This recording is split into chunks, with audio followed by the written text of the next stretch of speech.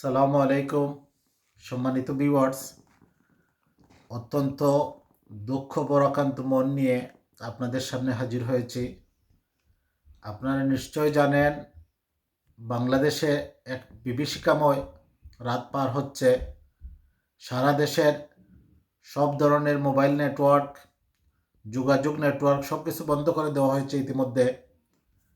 TV চ্যানেলগুলো সীমিত news প্রচার করতেছে, সংবাদ মাধ্যমে সীমিত নিয়ন্ত্রিত নিউজগুলো হচ্ছে, বিভিন্ন মাধ্যমে খবর ছড়িয়ে পড়েছে।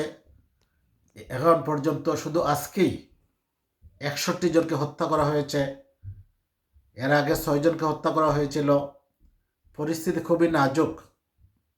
ইতিমধ্যে মার্কিন যুক্তরাষ্ট্র, ইউনাইটেড স্টেট, ইউরোপীয় ইউনিয়ন তারা উদ্বেগ প্রকাশ করেছে, তাদের কনসার্ন দিয়েছে।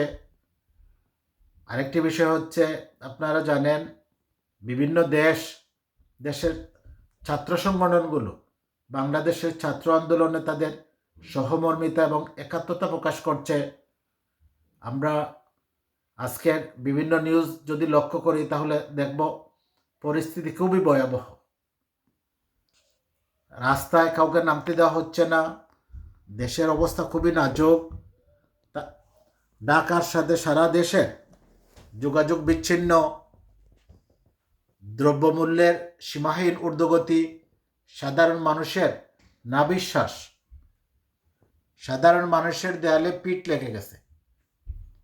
জিনিসপত্রের যেভাবে দাম বাড়ছে, ঢাকার সাথে দেশ যেভাবে বিচ্ছিন্ন হয়েছে, এবং বৈষম্য বিরোধী কোটা আন্দোলনের ছাত্রছাত্রীদের দাবি এখন এক দফায় রূপ নিয়েছে।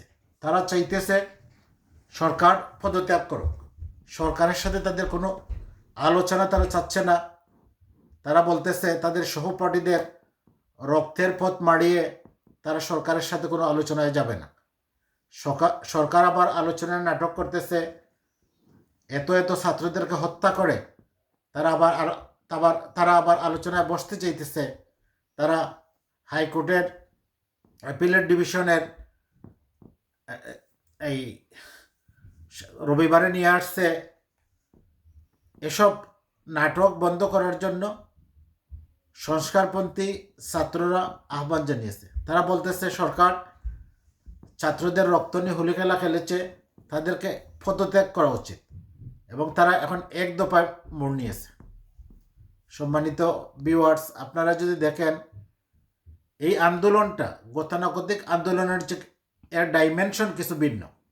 এখানে যেমন বিশ্ববিদ্যালয়ের ছাত্ররা যোগ দিয়েছে, পাবলিক বিশ্ববিদ্যালয়ের, ঠিক এমনিভাবে বেসরকারি বিশ্ববিদ্যালয়ের ছাত্ররা, প্রাইভেট বিশ্ববিদ্যালয়ের ছাত্ররা, কলেজের ছাত্ররা, স্কুলের ছাত্ররা পর্যন্ত এই আন্দোলনে যোগ দিয়েছে।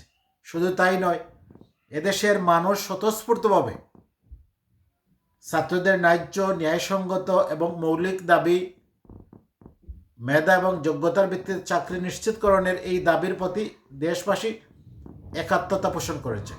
বিভিন্ন রাজনৈতিক দল দেখছেন আপনারা, তাদের সাথে ঐক্যমত পোষণ করেছে। শুধু স্কুল কলেজ এর ছাত্র না, এই আন্দোলনে মাদ্রাসার ছাত্ররা সম্পৃক্ত হয়েছে, ইভেন কওমি মাদ্রাসার ছাত্ররা সম্পৃক্ত হয়েছে। আজকে আপনারা লন্ডনে দেখেছেন, ছাত্রদের সংহতি জানিয়ে তাদের প্রতি একাত্মতা ঘোষণা করে লন্ডন প্রবাসী বাংলাদেশি ভাই এবং বোনেরা আলতাফ আলী পার্কে তারা মানববন্ধন করেছে। তাদের ঠিক পাশেই ছাত্রলীগ, যুবলীগ তাদের মিটিংয়ের আহ্বান করেছে। ফলে কি হয়েছে? বিক্ষুব্ধ জনতা তাদের উপর হামলা করেছে। এখানে পুলিশ এসেছে, British police, Scotland yard police helicopter নিয়ে এসে পরে তাদেরকে উদ্ধার করতে হয়েছে। এই যদি পরিস্থিতি হয় তাহলে বিষয়টি খুবই দুঃখজনক। আপনারা নিশ্চয় জানেন, এ আন্দোলন শুধু এখন বাংলাদেশে না, কিছুক্ষণ আগে জার্মানির একটি চ্যানেলে ডয়েচ ভেলেতে দেখলাম এই আন্দোলন নিয়ে বিশাল রিপোর্ট হচ্ছে। বিবিসি কন্টিনিউ লাইভ করতেছে, দিনের বেলা দেখলাম। তারপরেও সরকার এটা নিয়ে টালবাহানা করতেছে। ছাত্রছাত্রীরা ইতিমধ্যে তাদের দাবি সম্বলিত স্মারকলিপি রাষ্ট্রপতির কাছে পৌঁছে দিয়েছে। তাদের তো আলোচনার বসার কিছু নেই। তাদের দাবি অনুযায়ী সরকার তাদের দাবি মেনে নেবে, প্রজ্ঞাপন জারি করবে এবং সংসদে বিশেষ অধিবেশন ডেকে আইন আকারে নিয়ে আসবে। এটাই হচ্ছে তাদের দাবি। তারা একেবারে কোটা নির্মূল চাচ্ছে না, তারা চাচ্ছে কোটা সংস্কার। এই সংস্কার কি হতে পারে? 10% কোটা রাখা যেতে পারে, সর্বোচ্চ 10%। এই 10%-এ আবার 3% উপজাতি, 3% প্রতিবন্ধী এবং 4% নারী রেখে এই 10% কোটা রেখে আইন সংশোধন করে সংসদে বিল এনে যদি আইন পাশ করা হয়, তাহলেই শুধুমাত্র ছাত্র সমাজ নিবৃত্ত হবে। এবং তাদের দাবি হচ্ছে এই আন্দোলন করতে গিয়ে যারা নিহত হয়েছে তাদের পরিবারকে সম্পূর্ণ ক্ষতিপূরণ দিতে হবে। যারা গুলিবিদ্ধ হয়েছে, হাজার হাজার আহত হয়েছে, তাদের সুচিকিৎসার ব্যবস্থা করতে হবে। এবং যাদের বিরুদ্ধে মামলা হুলিয়া দেওয়া হয়েছে এগুলো তুলে নিতে হবে। এটাই হচ্ছে তাদের দাবি। যদি তা না করা হয়, সরকার যদি তাদের এই দাবি ঘোষণা দিয়ে মেনে না নেয়, তাহলে তারা সরকারের পতনের আন্দোলনের আহ্বান করতেছে। তারা চাচ্ছে সরকার রিজাইন করুক, সরকার চলে যাক। যে সরকার তার জনগণের পালস বুঝে না, অধিকার বুঝে না, ছাত্রদের আন্দোলনের গতি প্রকৃতি বুঝে না এবং দেশের খেটে খাওয়া মেহনতি মানুষের গান জড়ানো টাকার বুলেট স্বদেশের মানুষের বুকে বিদ্ধ হয়, এরকম সরকার বাংলাদেশের জনগণ দেখতে চায় না। সম্মানিত ভিউয়ার্স, এই ছিল এ পর্যায়ে আন্দোলনের যে ডাইমেনশন। মনে হয় না যে আন্দোলন শেষ হয়ে যাবে, আন্দোলন ব্যর্থ হবে।